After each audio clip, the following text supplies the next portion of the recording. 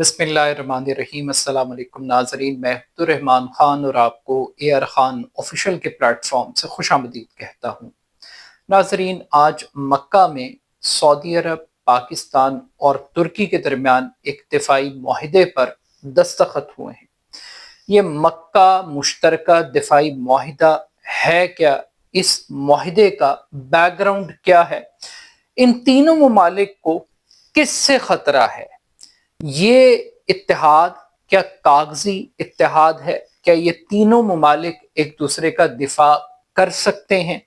और सबसे बढ़कर जो अहम तरीन बात है कि ये इत्तेहाद किसके खिलाफ कायम किया गया है। आज के इस व्लॉग में हम मक्का जॉइंट डिफेंस एग्रीमेंट पर बात करेंगे। मीडिया रिपोर्ट्स के मुताबिक आज मक्का मुकर्रमा में पाकिस्तान, सऊदी अरब और तुर्की के दरमियान एक मुश्तरका दिफाई मुआहिदे पर दस्तखत किए गए हैं। ये दिफाई मुआहिदा मोहम्मद बिन सलमान, शहबाज शरीफ और तैयब उर्दगान जो कि तुर्की के सदर हैं, इन तीन शख्सियात ने इस मुआहिदे पर दस्तखत किए हैं। तकरीबन एक साल की तवील मुज़ाकरात जद्दोजहद के बाद ये तीनों मुल्क एक पेज पर मुत्तफिक हो गए हैं और इस मुआहिदे के हवाले से एक ही लाइन कही जा रही है, एक पर हमला सब पर हमला। यानी कि अगर किसी एक इत्तेहादी मुल्क के ऊपर हमला किया गया तो यूं समझा जाएगा, ये तसव्वुर किया जाएगा कि ये तीनों मुल्कों पर हमला है।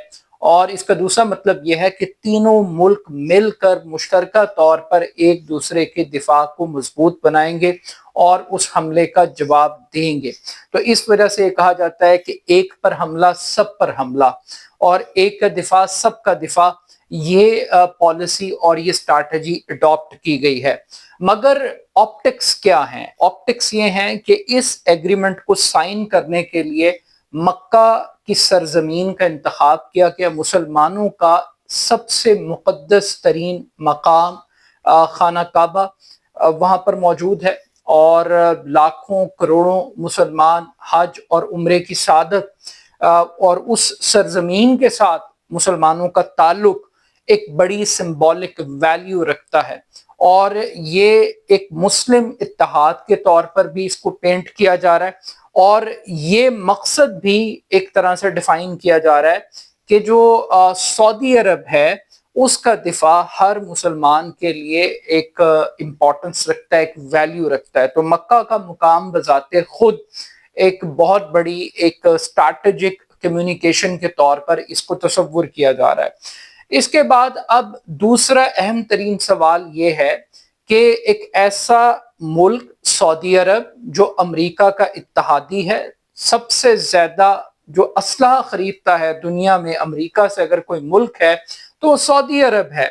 तो दुनिया का सबसे ज्यादा असलहा खरीदने वाला मुल्क सऊदी अरब वो अमेरिका को छोड़कर पाकिस्तान, तुर्की से ये तवक्कुआत क्यों लगाकर बैठा हुआ है कि वो उसके दिफा में उसका साथ देंगे? ये बड़े अहम तरीन सवालात हैं और फिर इसकी टाइमिंग बड़ी इंपॉर्टेंट है। एक ऐसे वक्त में जब ये खबरें आ रही थी कि सऊदी अरब की एक सिविल न्यूक्लियर डील हो गई अमेरिका के साथ और सऊदी अरब से कहा जा रहा था कि आप इब्राहिम अकॉर्ड के ऊपर दस्तखत करें, इसके बदले में हम आपको सिविल न्यूक्लियर टेक्नोलॉजी आपको देंगे सिविलियन मकासद के लिए, अपनी तवानाई की जरूरियात को पूरा करने के लिए। मगर इस सिविल न्यूक्लियर डील की ऑफर के बावजूद सऊदी अरब आज एक नए डिफेंस एग्रीमेंट की तरफ जा रहा है और उसने उस एग्रीमेंट पे बल्कि दस्तखत कर दिए हैं। तो ये बड़े सवालात उठ रहे हैं कि क्या सऊदी अरब ना उम्मीद है अमेरिका से, अमेरिकी छतरी से और अमेरिकी शेल्टर से? क्योंकि ये जो तीनों ममालिक हैं इनको जरा गौर कर लीजिए, ये तीनों अमेरिका के इत्तेहादी हैं। तीनों मुल्कों को कहीं ना कहीं किसी ना किसी तरीके से अमेरिका के साथ इनके बड़े जबरदस्त ताल्लुकात हैं। अमेरिका का बहुत ज्यादा इन्फ्लुएंस है, चाहे वो पाकिस्तान है, चाहे वो तुर्की है, चाहे वो सऊदी अरब है। मगर ये जो तीनों ममालिक हैं ये जब इकट्ठे होते हैं और ये जब दिफाई एग्रीमेंट करते हैं तो ये अमेरिका के लिए भी एक बड़ी मैसेज कम्युनिकेशन है कि अब इस खित्ते के अंदर जो अरब ममालिक हैं वो अपनी सिक्योरिटी के लिए अमेरिका पे डिपेंडेंट नहीं रहना चाहते, वो अमेरिका की तरफ नहीं देख रहे। تو یہ بھی ایک بڑا ایک سوال ہے۔ تیسری امپورٹنٹ جو آپٹکس ہے اس میں یہ ہے کہ سعودی عرب واحد عرب ملک ہے اس دفاعی ایگریمنٹ میں، اور پاکستان اور ترکی دونوں نان عرب ہیں، تو عرب اور نان عرب یہ بھی ایک نیا ڈفرنٹ کمبینیشن ہے، اگرچہ اس اتحاد کو مختلف زاویوں سے بھی دیکھا جا رہا ہے۔ کچھ لوگ یہ کہہ رہے ہیں کہ یہ دولت، ایٹم بم اور دفاعی صنعت کا اتحاد ہے، ایک کمبینیشن ہے کہ سعودی عرب دولت کے اعتبار سے ایک بڑا ملک ہے، ایک مضبوط ملک ہے، تیل کی دولت سے مالا مال ہے، معاشی طور پر ایک بڑا مستحکم ملک ہے۔ ترکی کی بات کر لی جائے تو ترکی کی جو دفاعی انڈسٹری ہے، اسپیشلی جو ترک ڈرونز میں ترکوں نے کمال حاصل کیا ہے، میزائل کے اندر، ویپن انڈسٹری کے اندر، دنیا کی جو ٹاپ 100 فیکٹریز کنسیڈر کی جاتی ہیں جو اسلحہ تیار کرتی ہیں، ان کے اندر اب ترکی کا نام آتا ہے، ترکی کی کمپنیوں کا نام آتا ہے۔ تو اس سے آپ کو ترکی کی دفاعی صلاحیت کا اندازہ ہوتا ہے۔ اور پاکستان کی بات کر لیں، پاکستان دنیا کا واحد مسلم نیوکلیر ملک ہے، اور اس کے ساتھ ساتھ جب سے یہ آپریشن سندور میں پاکستان نے کامیابی حاصل کی تو پاکستان کا ایک نیا انٹروڈکشن ہے، یہ بھی ایک یونیک ایلیمنٹ ہے جو اس وقت پاکستان کے اینڈ پر موجود ہے۔ مگر ایک اور اہم ترین سوال یہ ہے کہ آلریڈی اس ایگریمنٹ سے پہلے پاکستان اور سعودی عرب کے درمیان بھی ایک دفاعی معاہدہ طے پایا، اور اس دفاعی معاہدے میں بھی یہ بات طے پائی تھی کہ اگر کسی ایک ملک کے اوپر حملہ ہوگا تو وہ دونوں ملکوں کے اوپر حملہ تصور کیا جائے گا۔ یہ معاہدہ پاکستان کے ساتھ کیے گئے ماضی کے معاہدے سے کتنا مختلف ہے؟ کیا یہ اسی معاہدے کی ایکسٹینشن ہے کہ اس میں ترکی کو شامل کیا گیا ہے؟ کیونکہ جو پاکستان کا پرسپیکٹو ہے وہ یہ کہہ رہے ہیں کہ یہ معاہدہ ماضی کے معاہدے کا حصہ نہیں ہے، ایک بالکل ڈیفرنٹ چیز ہے۔ کچھ لوگ یہ بھی کہہ رہے ہیں کہ آنے والے دنوں میں آپ کو اس میں مصر نظر آئے گا، اس میں ترکی نظر آئے گا، اور یہ جو ڈیفنس کی اسٹریٹجی ہے یہ پھیلے گی۔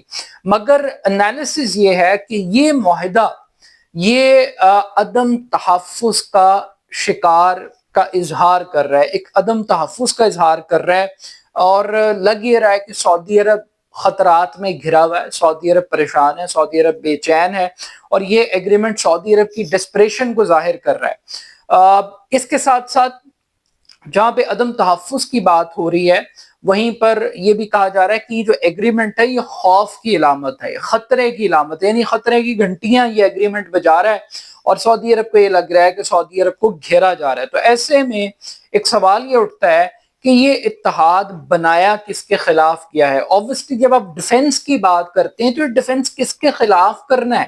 یہ بڑا اہم سوال ہے کہ آخر سعودی عرب کو، پاکستان کو، ترکی کو کس سے خطرہ ہے؟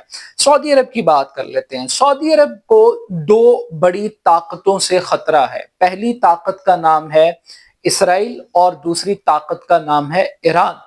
اگرچہ ایران اور اسرائیل دونوں ایک دوسرے کے دشمن ہیں، مگر سعودی عرب کے کیس میں سعودی عرب یہ سمجھتا ہے، اور ایک طویل عرصے سے ایران اور سعودی عرب کے جو تعلقات ہیں وہ کشیدہ رہے، مگر یہ جو دونوں فورسز ہیں یہ سعودی عرب کے لیے ایک بڑا چیلنج ہے۔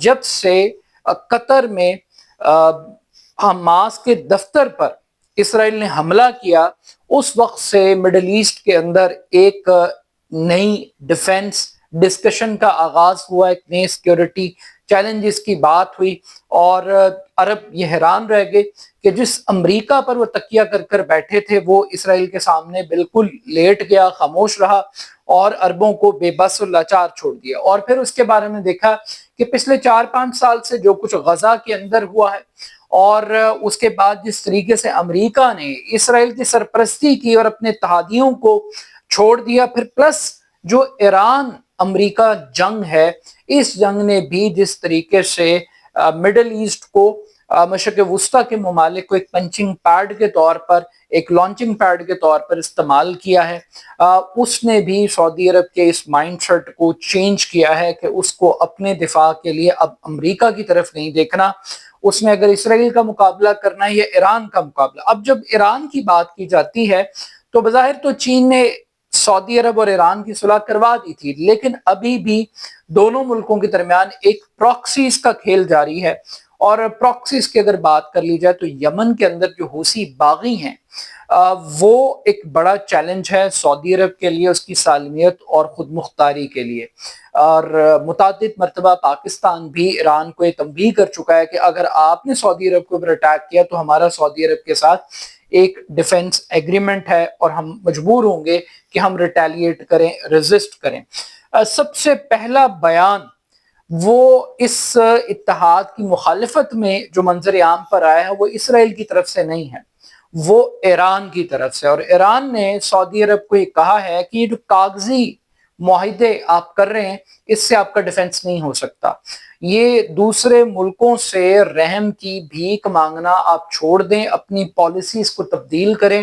اس سے پہلے بھی آپ یک طرفہ طور پر امریکہ کی سپورٹ کرتے رہے، حمایت کرتے رہے، امریکہ پر انویسٹ کرتے رہے، آپ اپنا ڈیفنس نہیں کر سکے۔ تو کاغذی معاہدہ ایران تصور کرتا ہے، ایران سمجھتا ہے کہ سعودی عرب کو اپنی پالیسیز کو تبدیل کرنے کی ضرورت ہے۔ اس کا مطلب یہ ہے کہ ایران نے اس چیز کو ایکسپٹ کر لیا ہے کہ یہ جو اتحاد بننے جا رہا ہے یہ بیسیکلی ایران کے خلاف بننے جا رہا ہے۔ یہ سعودی عرب کے پرسپیکٹو سے بات کر رہا ہوں، اور ایران نے اس کو فوری طور پر ایڈریس کیا ہے۔ مگر پاکستان کی بات کر لی جائے تو پاکستان کو اسرائیل سے خطرہ ہے، پاکستان کو بھارت سے خطرہ ہے، پاکستان کو افغانستان سے خطرہ ہے، پاکستان کو انٹرنل کرائسس جو اکانومی کی برے ترین حالات ہیں اور شہباز شریف کی جو حکومت ہے اس سے بھی پاکستان کو بہت سارے معاشی سیاسی خطرات لاحق ہیں۔ تو پاکستان کے تو خطرات کی فہرست بہت لمبی۔ جو ترکی کی بات کر لی جائے تو نیٹو کا اتحادی دوسری بڑی مضبوط ترین فوج ترکی کی تصور کی جاتی ہے۔ ترکی کو بھی انٹرنل کرائسس کا سامنا ہے، ترکی کو بھی اپنے ہمسایہ ملکوں کے بارڈر سے بھی چیلنجز کا سامنا ہے، لیکن اس پورے سینیریو کے اندر یہ ایک سمبولک ویلیو ہی صحیح، ایک مستقبل کا ایک نقشہ ہمیں ضرور دکھائی دیتا ہے کہ دنیا کی تین طاقتیں جو تین ڈیفرنٹ قسم کا پوٹینشل رکھتی ہیں وہ اکٹھی ہو رہی ہیں، ایک نیا اتحاد بن رہا ہے، ایک نیا مشرق وسطیٰ ہے، ایک نیا مسلم ورلڈ کے اندر ایک نیا اتحاد ہمیں دکھائی دے رہا ہے۔ اب دیکھتے ہیں کہ یہ جو مکہ دفاعی معاہدہ ہے یہ کتنا مؤثر ثابت ہوتا ہے، اور یہ جو ڈیفنس ہے کہ کل کو جب پاکستان کو کشمیر کوز کے اوپر بات کرنی ہوگی تو کیا سعودی عرب اسی طریقے سے کھڑا ہوگا جیسے پاکستان سعودی عرب کے ساتھ کھڑا ہوتا ہے؟ جب بھارت کے ساتھ کوئی جنگ کی بات ہوگی تو عربوں کا رویہ کیا ہوگا؟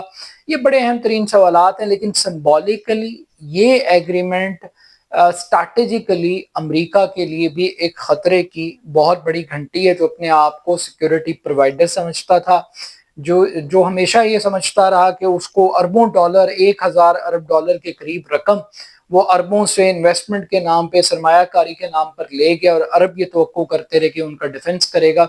تو اب دیکھنا یہ ہے کہ امریکہ نے تو اپنی کمٹمنٹ پوری نہیں کی، کیا یہ تین ملک ایک دوسرے کے ساتھ سنسیئر ہوں گے؟ اپنا فیڈ بیک مجھے ضرور دیجیے گا، میرے YouTube channel AR Khan official کو ضرور سبسکرائب کیجیے گا۔ بہت شکریہ، اللہ حافظ۔